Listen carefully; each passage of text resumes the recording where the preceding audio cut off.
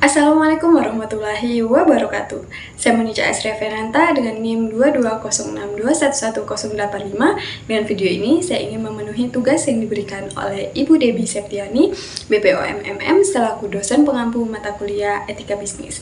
Saya akan membahas mengenai dua topik, yaitu bagaimana teori etika bisnis dapat diterapkan dalam kasus bisnis nyata dan apakah ada teori yang relevan untuk kondisi bisnis saat ini.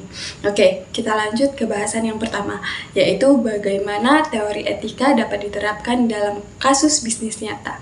Di sini saya mengamati perusahaan Pertamina Hulu Rokan Zona 4 Pendopo Field yang berkecimpung di dunia pengeboran minyak dan gas untuk memproduksi minyak mentah dari dalam bumi. Tentunya sangat berdampak di lingkungan dan juga sosial. Nah, hal inilah yang harus ditekan oleh perusahaan dan secara bersamaan harus mendorong kesejahteraan masyarakat dan juga kelestarian lingkungan. Teori etika bisnis yang diterapkan oleh Pertamina Pendopo Field ini adalah etika bisnis utilitarisme yang dicetuskan oleh Jeremy Bentham dan juga John, yaitu tindakan nilai berdasarkan manfaat terbesar bagi jumlah orang banyak. Benar sekali bahwa Pertamina Pendopo Field menerapkan program CSR yang bukan hanya menjadi landasan etis, tetapi juga menjadi kewajiban suatu perusahaan yang telah diatur dalam undang-undang, lalu menghindari tekanan masyarakat dan juga sebagai keberlangsungan bisnis. Sasaran dari program CSR ini adalah masyarakat yang terdampak kegiatan produksi minyak dan gas oleh perusahaan. Maka sebagai bentuk tanggung jawab sosial dan juga lingkungan, dibentuklah program Gemilang Plus atau Gerakan Perempuan Lestarikan Alam melalui Konservasi Pinang Plus.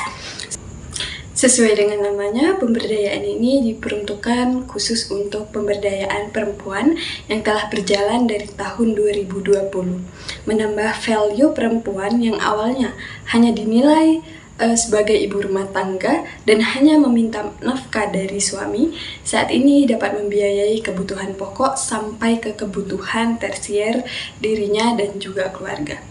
5 tahun berjalan, program ini sangat bermanfaat untuk penerima manfaat karena dapat membuat beberapa produk UMKM ramah lingkungan serta berkelanjutan. Menanam pohon pinang batera sebagai upaya penurunan emisi karbon, ekspor pinang ke luar negeri, serta berinovasi dari pinang menjadi anti karat pada pipa yang digunakan untuk proses produksi minyak dan gas, sehingga menghasilkan SROI sebanyak 1,7.